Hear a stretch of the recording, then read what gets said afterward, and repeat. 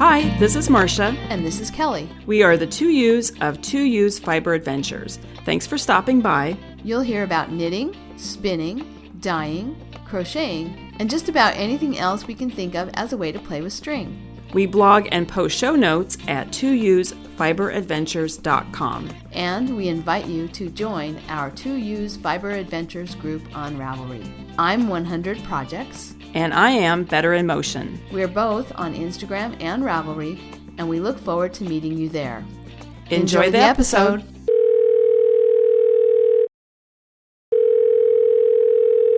Good morning, Kelly. Good morning, Marsha. Well, how are you? I'm doing great. A week back from spring break. 6 weeks left of school. Can you tell I'm counting? We had a great time on our spring break trip. So, and we've got, Robert just came upstairs to point out the window. We have snow on Mount Toro in April. Wow. Yeah. That's quite unusual. Yeah. Well, did you guys get snow this week or a bad storm? Well, not at I didn't get, not at the house. I mean, probably in the mountains. Was not paying any attention, but nothing in Seattle. We did have. I know Oregon had snow yesterday. Yeah. And there was one day, I've forgotten now, one day this week, because my brother came by to wash the car, super, super windy. Mm-hmm. And, like the cover blew off the barbecue, and I had bought I have that flagpole in back. Yeah. And I have a Ukrainian flag up there, and it had completely shredded. Oh, wow. So I had bought a new one, and I went to put it up, and I think that it's a heavier weight one than the one I had prior. And so the clips don't hold, the grommets are too heavy, so it doesn't hold it very well. And so my brother called me and said, you need to come back out because it had blown right off and was blowing up the alley. Oh, no. So we had such super high winds that day, but no snow and kind of mild temperatures. It's been in the 50s. Okay. I don't know what that is in Celsius, but. Well, we had beautiful, going back to spring break. It was predicting rain, kind of off and on, predicting rain one day, then it would move to another day, then it was rain for 3 days, then it was rain all week, as you're looking at the reports. And by the time the trip happened, we actually had rain one morning right before we left. So, it was it was really nice. And we had Robert was worried because we were staying at a Harvest Host site, a vineyard, on the first night of our trip on Monday night. And he was thinking we would need to cancel Monday because it was just going to be too wet. And it's funny because he called them to talk to, and the woman he talked to, she's like, no, it's not muddy here. We haven't had that much rain. So that was good. We ended up, not having to postpone the first day and just go straight into Paso Robles. So we stayed in San Miguel at the winery the one night. And then from there we went on to Paso Robles, which is only about 15 minutes away. And we stayed at they have a big kind of fancy RV resort park. They have like 3 pools and 3 different dog parks, one at each end and one in the middle. They have golf carts that you can rent, and they have the electric scooters that you could rent. They also had the Surreys, like at Monterey. So there's a whole culture to that type of RVing that I don't know about. But apparently 5:00, get your drink, get on your golf cart, drive all around the park. It was with your radio. Drinking and driving, basically. With your radio of your golf cart blaring. So that was kind of interesting. Lots of kids on bikes, and, Dennis said, oh, this is what people do nowadays. They don't let their kids play in the street at home.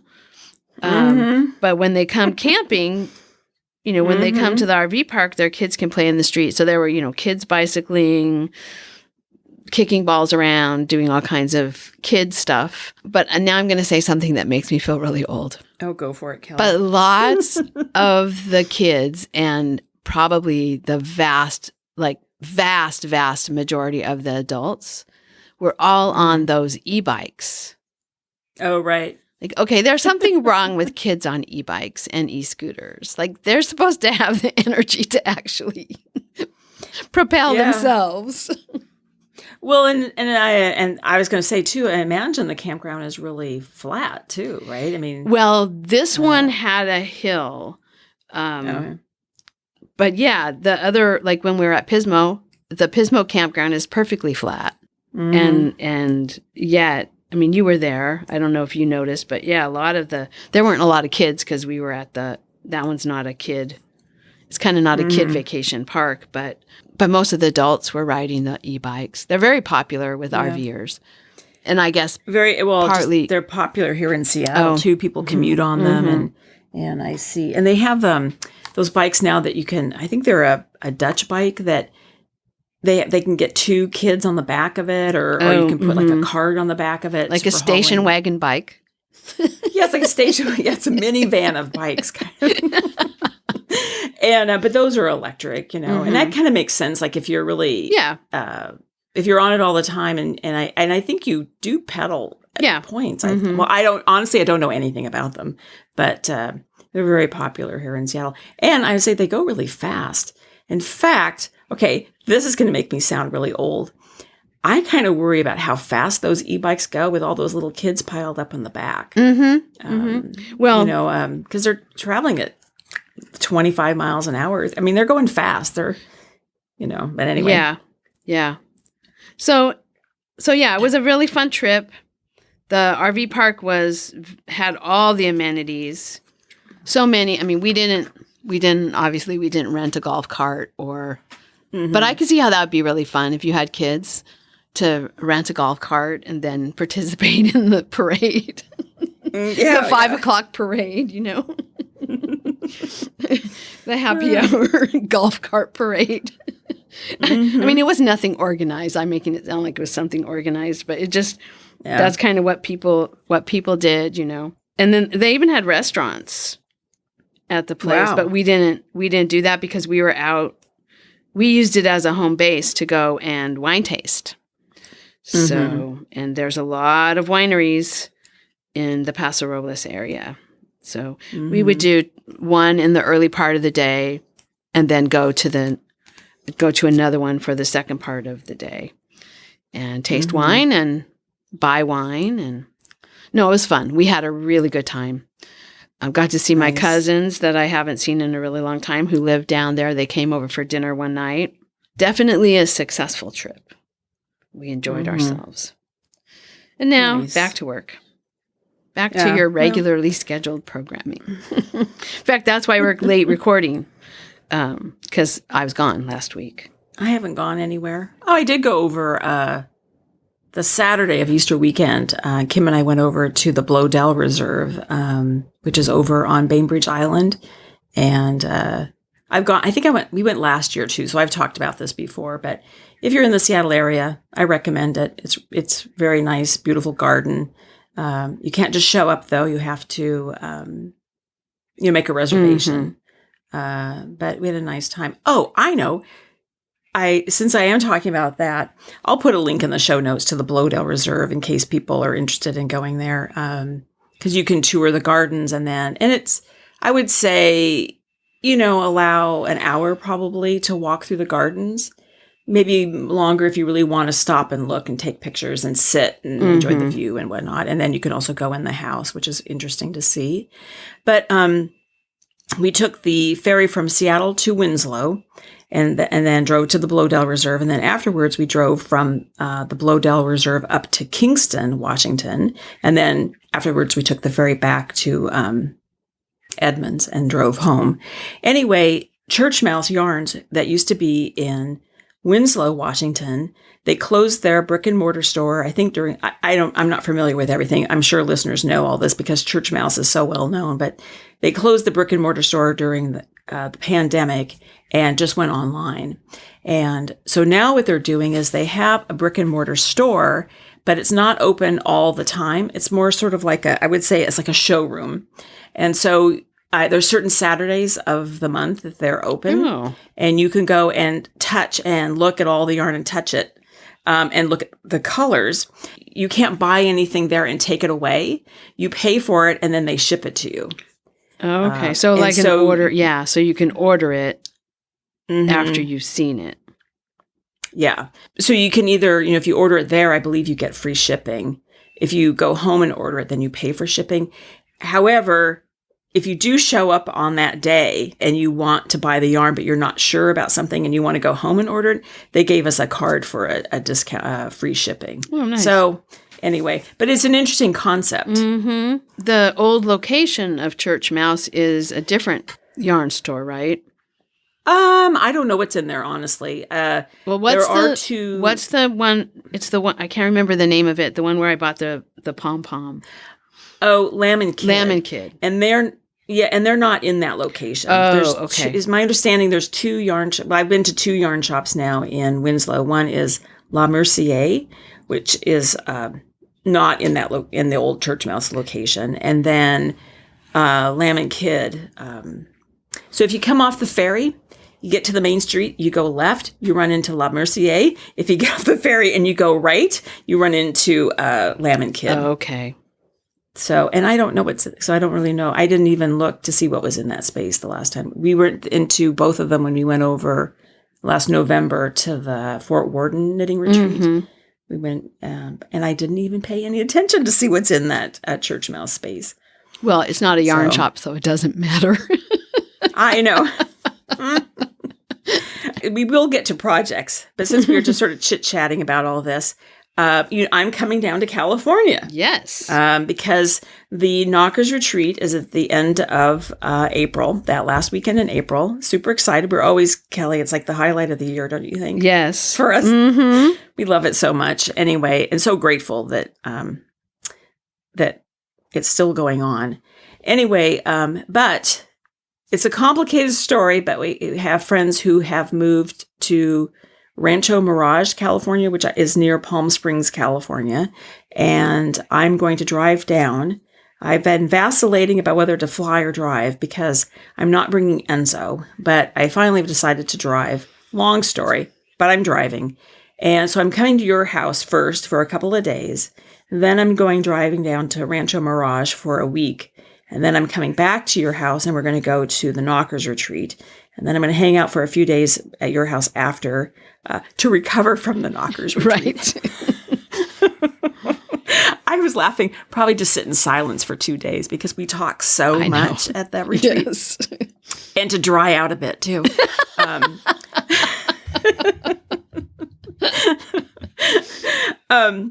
But anyway, I'm going to look and see. I've looked a little bit there are some yarn shops in that Palm Springs, Rancho Mirage, Indian Wells area. So I'm going to look and see if there's a knit night or anything, or if anybody has, if our listeners know the area and they know a yarn shop that I must visit, let me know. But I'll look at, we were talking about the Ravelry page, how you can find yarn shops within a certain distance of your route. So I'll use that. Yeah, that'll be good. So that'll be kind of fun. So I'm going to be gone almost a month, Kelly.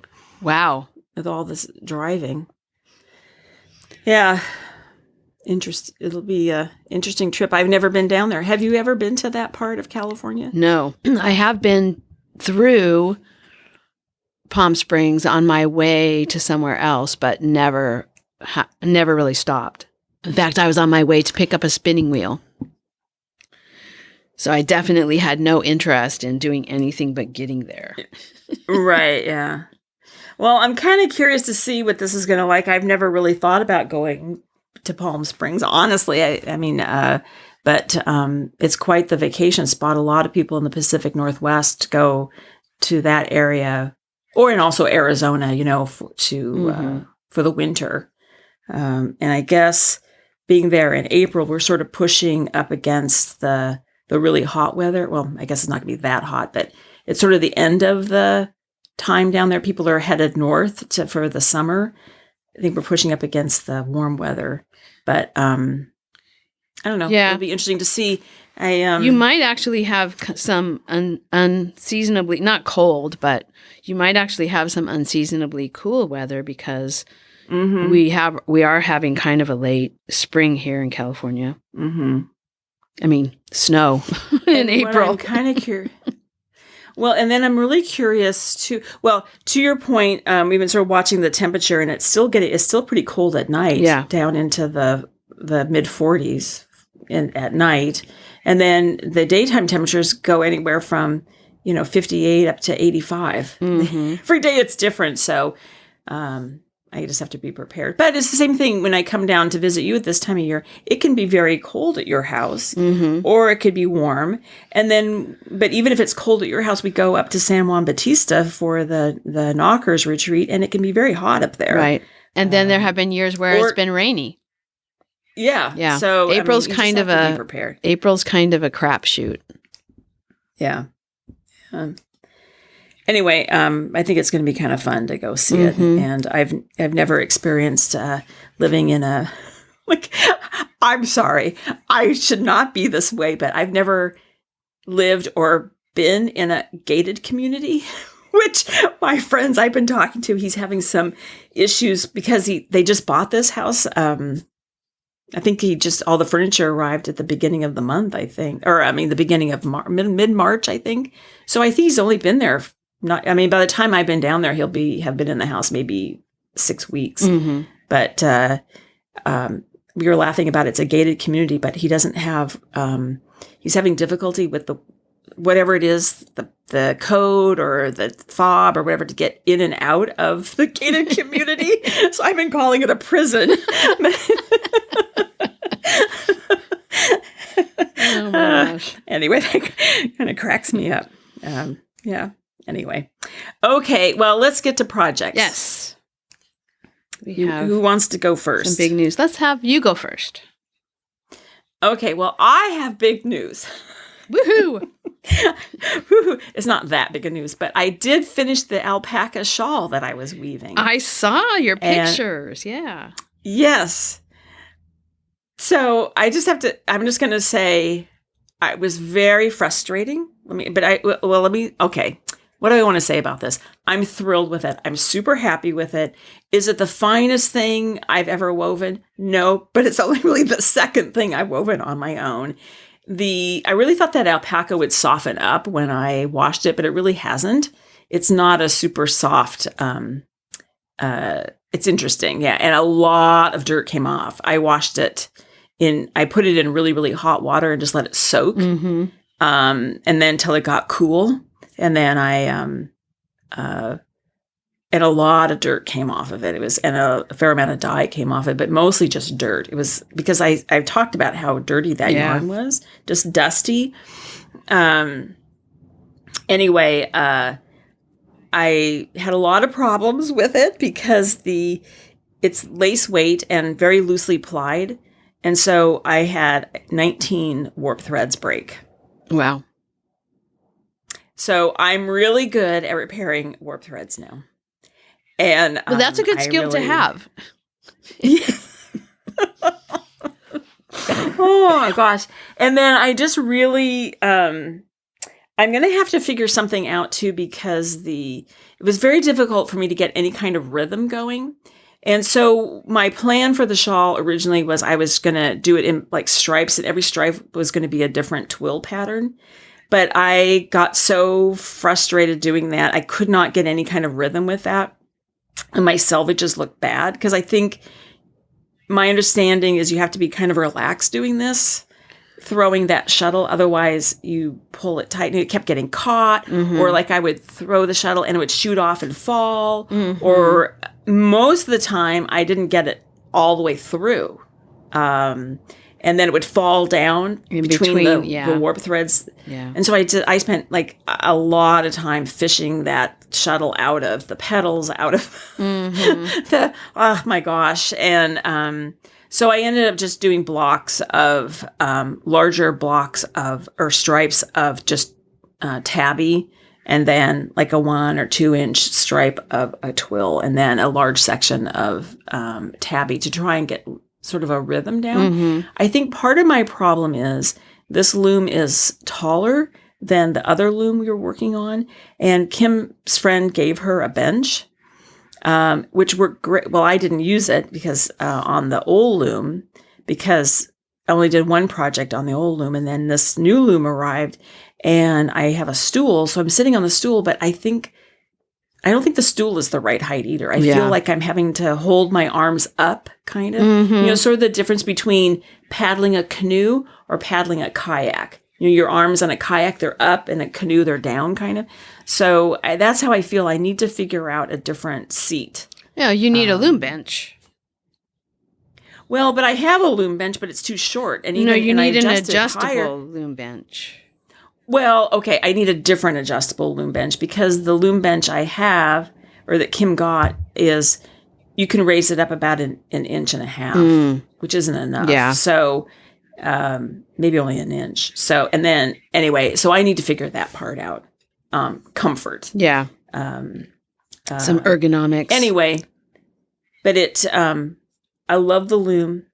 It's great. It's like I really, this project was great too, because I learned a lot about at like adjusting the loom. Like I talked about this before, and I think I called you, is that when I tied the harnesses to the treadles, I had to adjust those to get a larger shed. My shed wasn't large enough. And so I learned a lot about how to just adjust this, and you know, figure out my lighting. Just a lot of things I had to figure out. So, but I have to say, with all of those warp threads breaking, by the end of it, I thought I have to make it at least 60 inches long. And then I made myself weave like another probably 6 inches, because I thought I might have an issue with shrinkage. I don't know if I did or not. But it's done, and it's off the loom. And but before I washed it, I made all the fringe. And then I washed it and cut off all the little loose ends, the threads. And it's not beautiful like, no, the colors look nice. Yeah, I think it looks really nice. My selvages are terrible. I'm going to bring it, and I'll show it to you. I'm going to bring it to California so you can see it. Yeah. But it's for my first real project on there. I think it's fine. Totally fine. Oh, yeah. And I show it to people, and they're like, "Oh, it's so beautiful." Oh, you have no idea how bad this is. But well, no, I mean that's the way things always are when you're first learning, right? Yeah. You know. Oh yeah, absolutely. You know what you aspire to. You don't quite have the skill for that yet, but what you're able to make is really nice. And the thing about your selvages too, Marsha, is just like in knitting, some knit stitches make a wider fabric than others. Right, like garter stitch kind of pushes out, ribbing sucks in, and so if you made a shawl and you did, you know, alternated garter stitch with ribbing with stockinette, you would have that the width of that shawl would go in and out because those stitches do different things, and the same thing with twill and tabby. You know, they're very difficult to get straight selvages when you're using two different weave structures, right? Each because the twill kind of pulls in and the tabby kind of bows out, and those are all things that those are all things that you learn as you go along. So, and that's what this was really for. Yeah. No, so it was. I have to say, in hindsight, it was really, really fun. I mean, it was really a good project to do. I learned a lot. I learned a lot just making this on the loom. So I really have nothing. I'm not trying to say anything bad about it, but it's like I mean, this is not an heirloom piece by any means, right? But that was not the intention. That was not the intention, and also it's about learning. And so like I definitely am keeping it, because you know we talked about this before, like with your hand spun. there's been comments like, oh, just throw out your first hand spun because it's so awful. Mm-hmm. No, you need to keep it to see how how you change and get better and what you learn. And so I think it's, I will bring it down so you can see it. I like the colors, and I saved it from well, I guess it wasn't going to the dump. It was going to the Goodwill. So I saved it and made something out of it. Yeah. So. And learned a lot in the process and got to be a part of the Winter Weave Along. Yes, I know. I was technically a little late. I did finish weaving it. When did I finish weaving it? Oh, Saturday night. Okay. I finished it Saturday night. So the 30th, I finished it. So I finished it in time, but I didn't get it actually really finished with the fringe made and washed and blah, blah, all that stuff until, I don't know, the 2nd of April or something like that. So. Doesn't matter. I'm not eligible for a prize anyway. Right. Doesn't matter.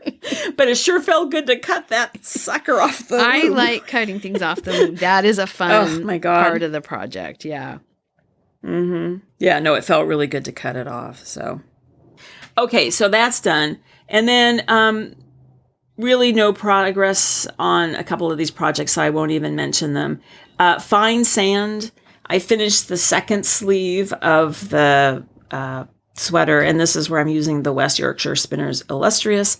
And remember, I was all positive that I really liked the fit of it. Mm-hmm. I finished the second sleeve, and Kelly, I don't really like the fit of it. So I also have packed that up to bring down to you for you to take a look at it and tell me what you think I should do. If you think I'm just being, I don't know, I just need to talk about it. Yeah. Somebody needs to actually see it. So that's coming down. And then baby surprise jacket. I still don't have yarn. I went over to I went, and I'm going to have to get some yarn before I hit the road to come down and see you because I want to work on this. But I went to the Fiber Gallery in Seattle to use my gift cards because I want to use those up to buy some yarn. I went over and they are closed and they've moved across the street, but they are not open yet. So, they were supposed to open the beginning of March, but they were still not open when I was there. So, I'll go back. I actually probably should just call them and make sure they're open. And then I would like to go over there and use my gift cards. Yeah. Well, I hope they're going to actually reopen. Oh, I think they will because you can see they have yarn on the shelves. And, okay. I mean, it clearly looks like they're in the process of setting up. They just underestimated how much time it would take to get. Yeah, and I think that's true of most projects, right? You kind of Anyways, yes. Okay. And then I did cast on another sweater, and I think I talked about this in the last podcast. I don't remember, but I cast on another Mountain High by Heidi Kirrmaier, and I'm using my combo spin, the one that I made a couple of years ago. It's all in greens. Mm-hmm. And so I cast that on, and I would say I'm 2/3 of the way done with the yoke. Nice. It's really pretty. I need to update my picture in the Ravelry page, but I'm alternating skeins. And I think it looks okay. I could not alternate when I was doing the short rows. Maybe I could have. I just couldn't wrap my head around how I would do that. So I did notice that on the back, I have kind of a bright green stripe going across the back. But now that it's not as noticeable, now that I've knit further and I have more bright colors to sort of balance it. But really love this. I love hand spun yarn. There's something about knitting with it I find really, I don't know why it feels different to me than commercial yarn. I'm not really sure why, but I have it. My theory is that it's washed. So I think, commercial yarn, they have to put something on it to get it through to spin it. Mm-hmm. If you've been to mills, like a lot of times they spray it with an oil to get it so it can go through the machinery. And I wonder if that might be part of it. Is this has been washed. It's been I washed all my skeins before I. And even if there's nothing on it, the washing kind of brings it back to life. If it's been compacted or just sitting, for a while, it kind of loses its poofiness. And when you wash your hand spun, that, you get that life back into it.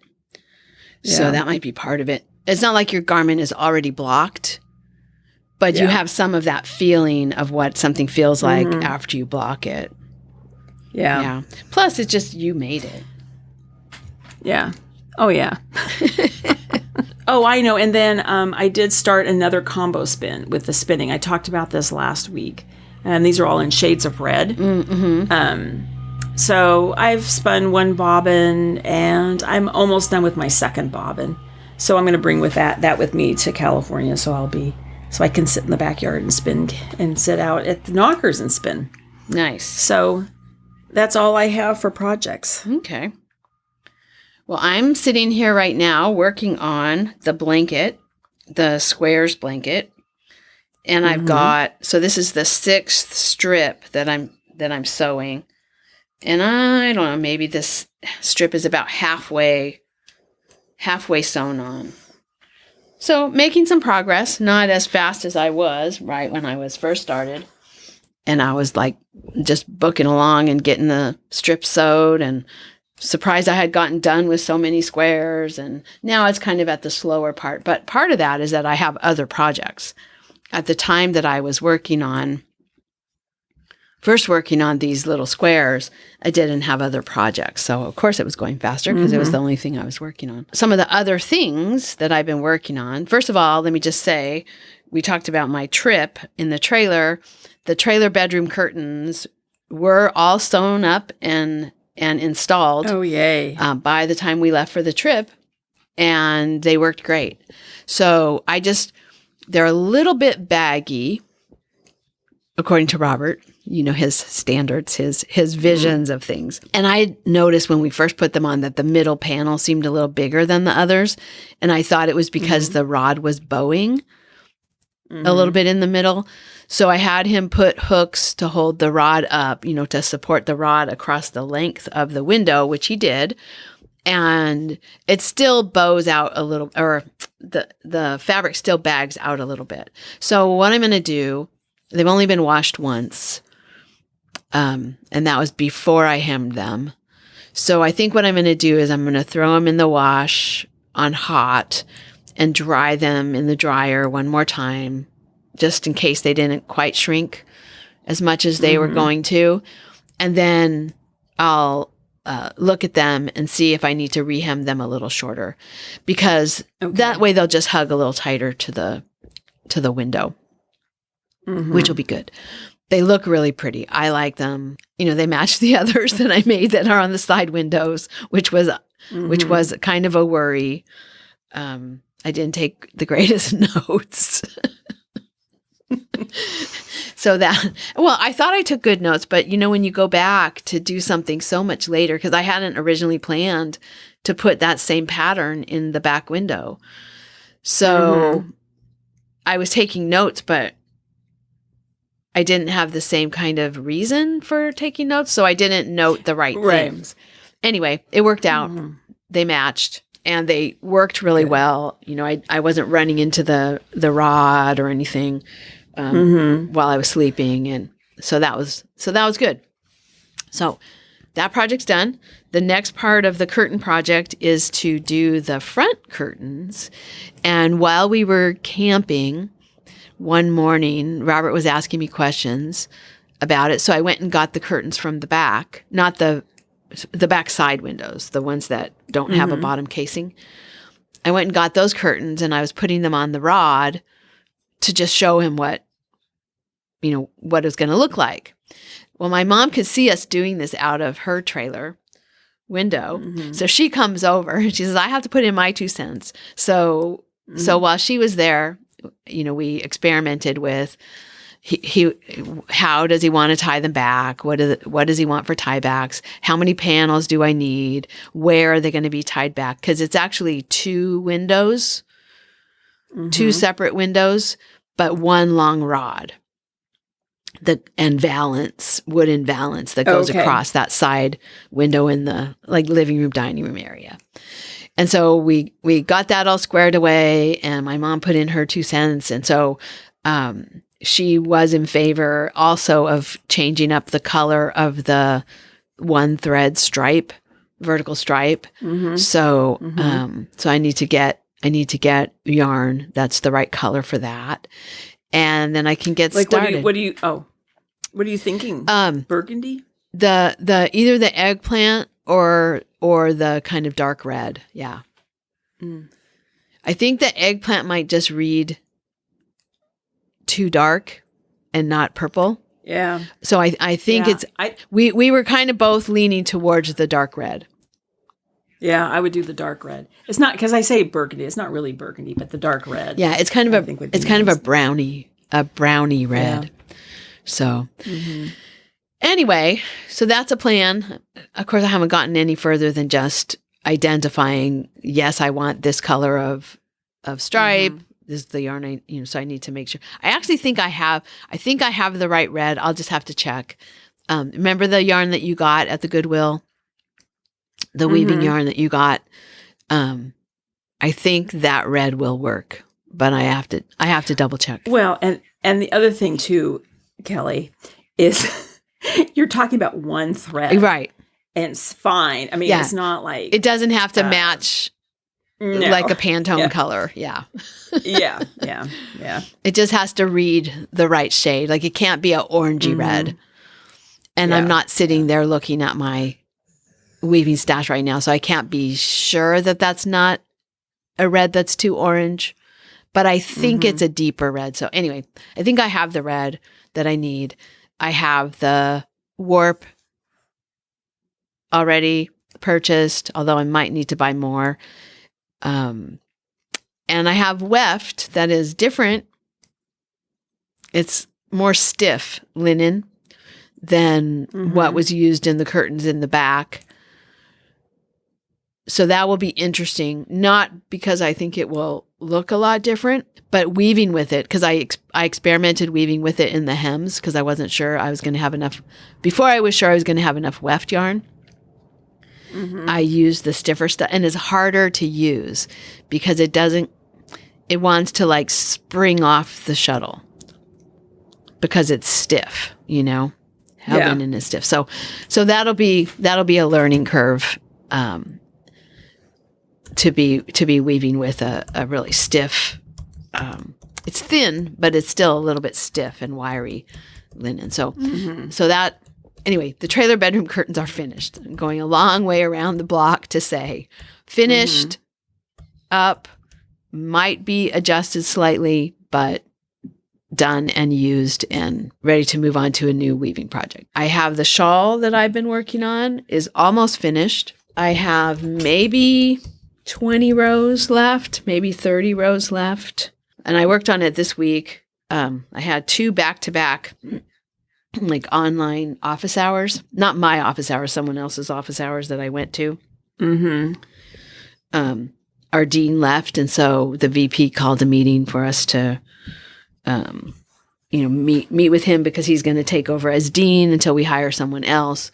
So anyway, he had office hours. The president had office hours. So I was listening on Zoom and knitting. So I got a lot done then. It was 2 hours of knitting.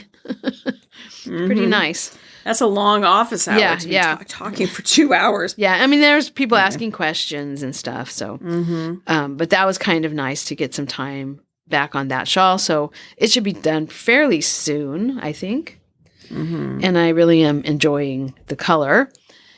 And then, the pattern is Drifter by Tammy Gore. And she has a couple of other patterns that I like, some sweater patterns. So I'm going to have to be looking through her. I think we did look through her patterns one episode. But I'm going to have to go back to that and look at some of those sweater patterns that I mentioned. I'm still spinning on the Out-of-Hibernation project.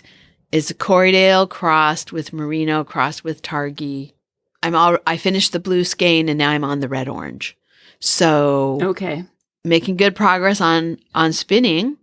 I got now that I just have the wheel sitting next to the couch, and so I've been getting more spinning done. So that's that one. And then I've been moving along. I knit a lot. The only thing I knit on, I brought all my projects, but the only thing I really knit on at the camping trip was the classic Ripple baby blanket using Red Heart. Mm-hmm. So I did crack into the pink. I decided I was not going to have enough. And so I did crack into the pink.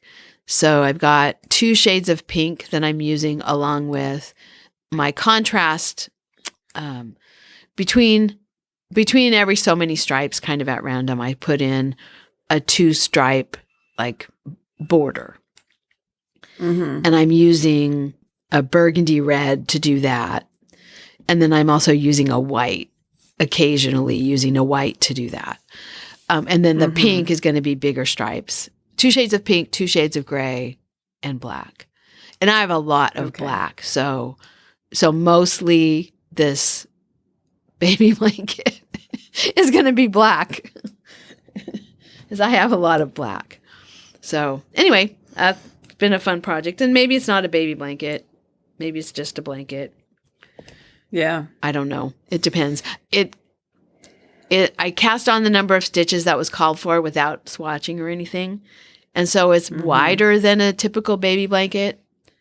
So I'm going to have to knit it longer, right? So it's at least square, knit longer than I expected. So, but it's using up yarn like crazy. So that's good. That's good. Yeah. And then the last thing I have is just a sock that I started. There was some reason I needed something smaller than that baby blanket and really easy. So I started a sock. I'm done with the ribbing.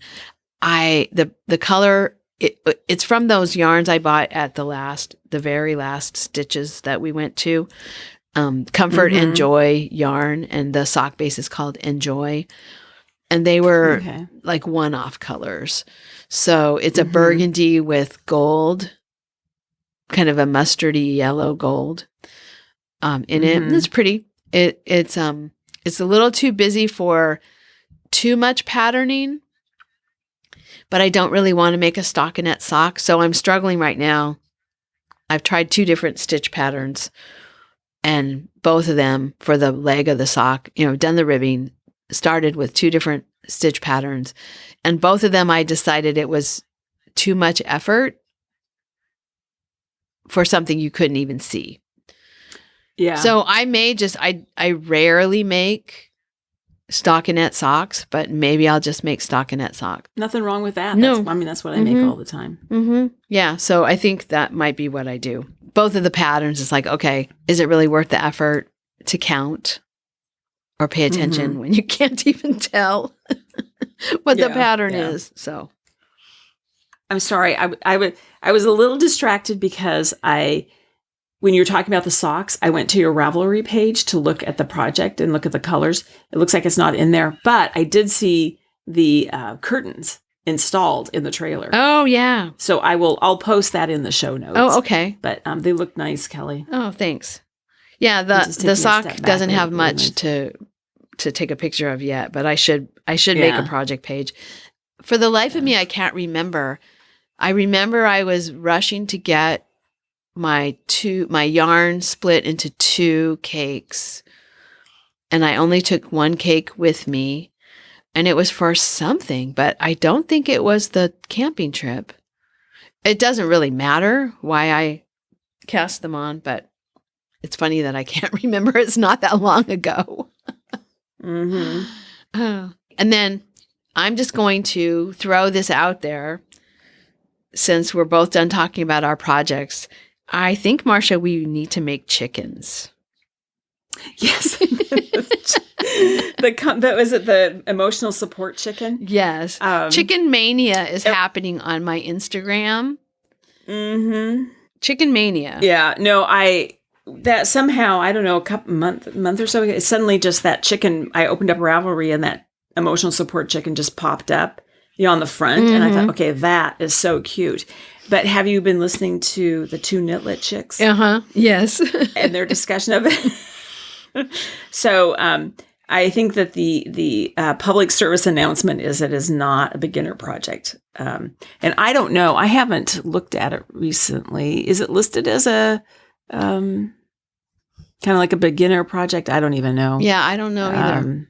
Probably not. But apparently it's mostly all short rows. It doesn't say anything about like ranking it, like if it's an easy or beginner project. I don't think Ravelry does that. But anyway. The average difficulty. The average difficulty rating is, let's see. Oh, here we go. The average difficulty rating is like a level 3. If 1 is very easy and 10 is very difficult. It is skewing. It's not in the very easy category, but it is skewing toward the low end of that rating. So like over 200 users have rated it like level 2 or level 3. Oh, here. Okay, yes, here. Okay, I'm seeing this. You can click on this. And the directions, the clarity ratings are mostly very clear at a level 5. Mm-hmm. Everyone seems to be very happy with the chicken pattern. 2,174 projects as of today. But I think we need to add to that. I think we need. I'm kind of thinking there's enough yarn there's enough unclaimed, not assigned to anything, enough unassigned yarn in my stash that I could actually make a flock of chickens. Well, I think we talked about this before, but I think it'd be really cute to make your emotional support chicken. And then you said you wanted to make it in like a little one out of like fingering weight. Mm-hmm. I think it'd be really cute if they were little yellow chicks in fingering weight all around. A flock. So you have to make like, 8 of them? At least 6 of them? 5 of them? Well, so we have a flock of 5.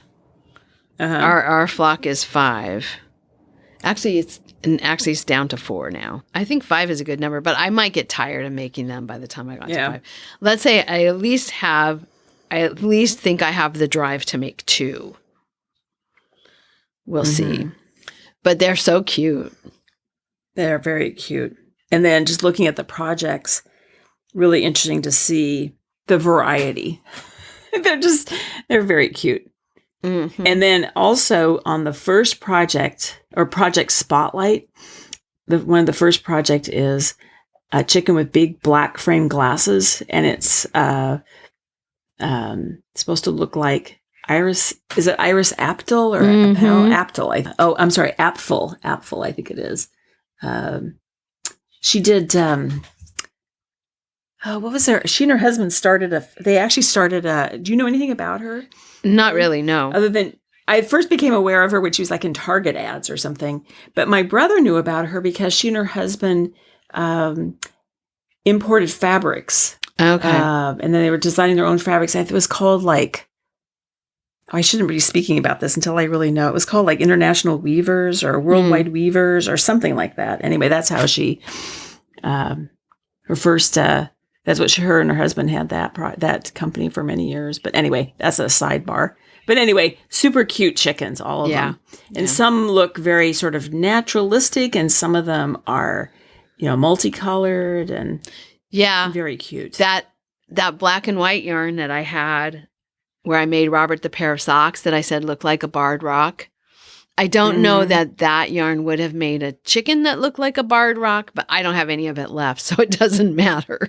Yeah. I put it all into my my squares, all the sock yarn woven squares. I used it all up in that. Mm-hmm. But yeah, and I have hand spun that has no purpose and would not make a good hat, too itchy for a hat or a cowl. Like, okay, well, this would be perfect. And then I have all the leftovers from my Argyle Mania. And I've thought for a while that I wanted to make Argyle socks for myself, but I haven't done it. So maybe that would be something I could use for the chickens because that yarn is a little toothy. It would make kind of itchy socks. So I don't know. We'll see. Well, Kelly, I have one last comment about the emotional support chicken. I'm so good at finishing toys. That's true. Maybe I know. Maybe this isn't the project for you. But I did hear it was a pretty quick project that you could finish it in a couple of days of, kind of like finish it in a weekend of a weekend's worth of knitting if you had knitting time. Yeah, I'm just really, it's just really appealing to me. Annette Corsino is the pattern designer. So, and I just think it'd be fun. I never looked at her other projects. Oh, what other patterns she has? She has a crocheted emotional support chicken pattern. Oh, cool. Yeah, and I like I know you said this, you were saying one last thing about the chickens, but one of the things I like is the combination of really like realistic looking chickens. Some of them that people have. Oh, here's one with a chick. Actually, it looks like a duckling. The chicken has a duckling. Anyway, some of them are really realistic looking, because of the yarn choices. Or as realistic as a knitted chicken can be, right? Right. And then others of them are just wild.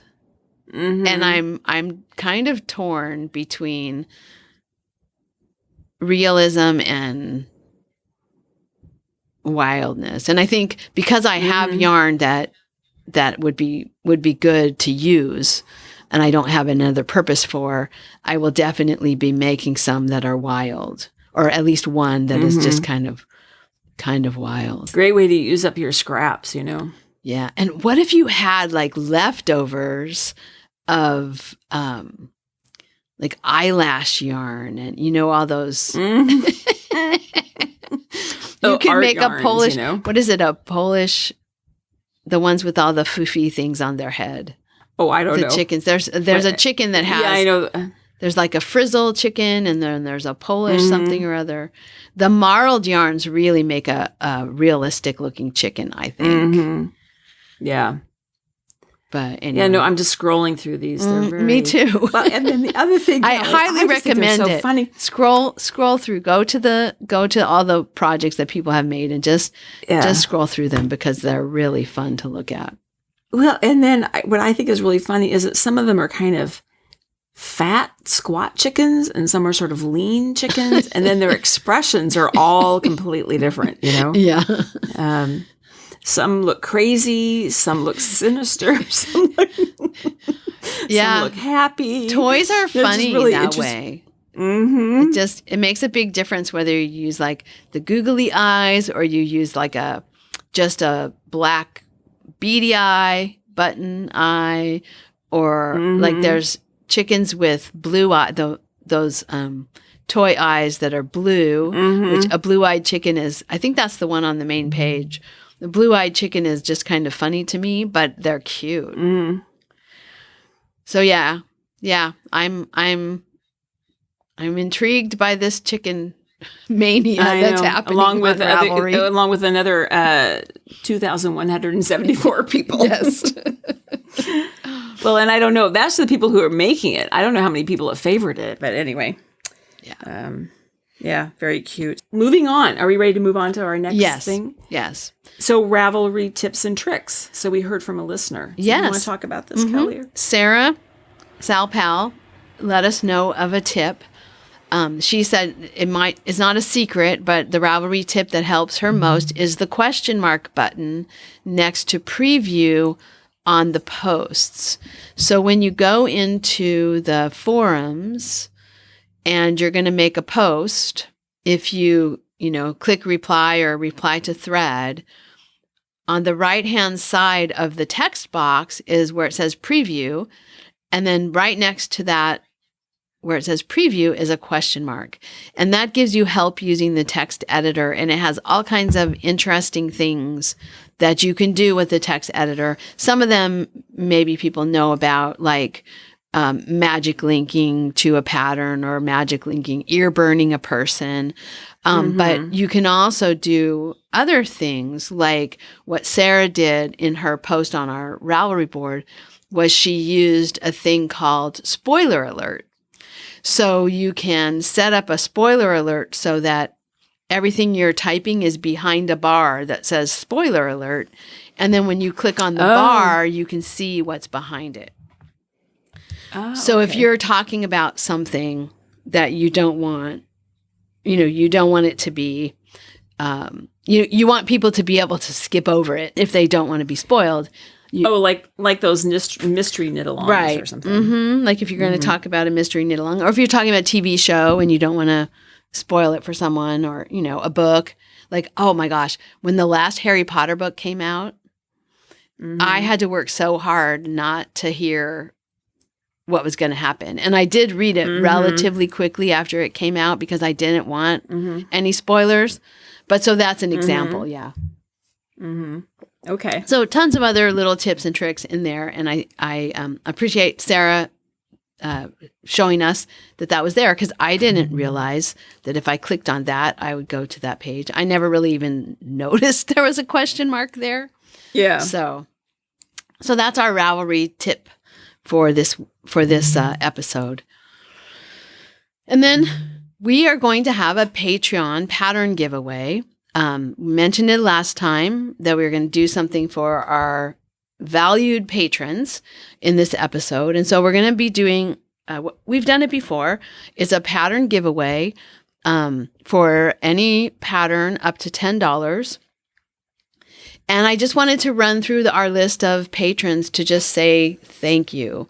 So a big thank you to Amanda, Amy, Angela, Anita, Angie, Barbara, Karen, Catherine, Kathy, Charlene, Cheryl, Colleen, Connie, Debbie, Iman, Erica, Francesca, Greta, Hetty, Jan, Janet, Jen, Jill, Jill P, Joan, Joyce, Joy Lane, Keith, Kelly, Christina, Lori, and Lori M, Lori L and Lori M, Martha, Melody, and I think Melody has been with us the longest, Natalie, Pamela, Pat, Pelly, Rachel S, Rachel W,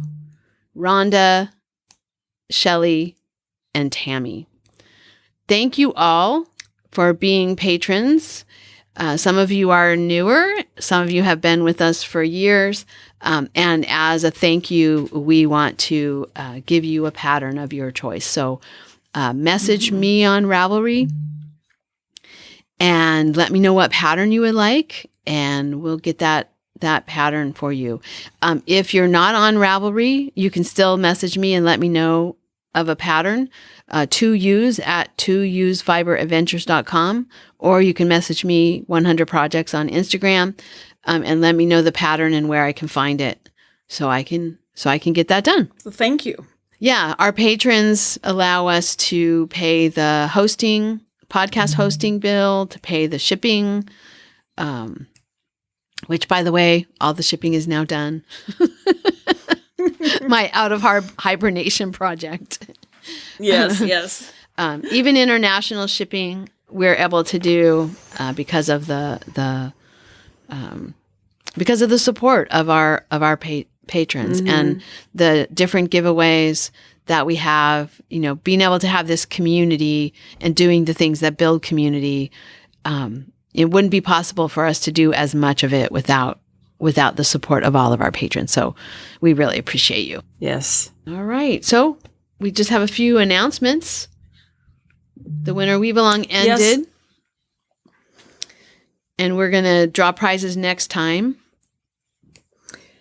Because we'll be together next time. The plan is we're going to record together in our next episode. Yeah. So we'll announce the winners then. And then, here it is, Out-of-Hibernation-Along. That is ongoing. That ends June 1st. Pull something out of the back of the closet. You can pull it out and start it. You can pull it out and finish it. You can pull it out and throw it away. Anything else? You can pull it out and frog it. Decide you were just going to make something else. What else have we suggested? It doesn't have to be knitting. It could be other crafts. I really want to get my quilt back out of hibernation before the end of before June 1st. So that's on my list. Mm-hmm. So yeah, join us.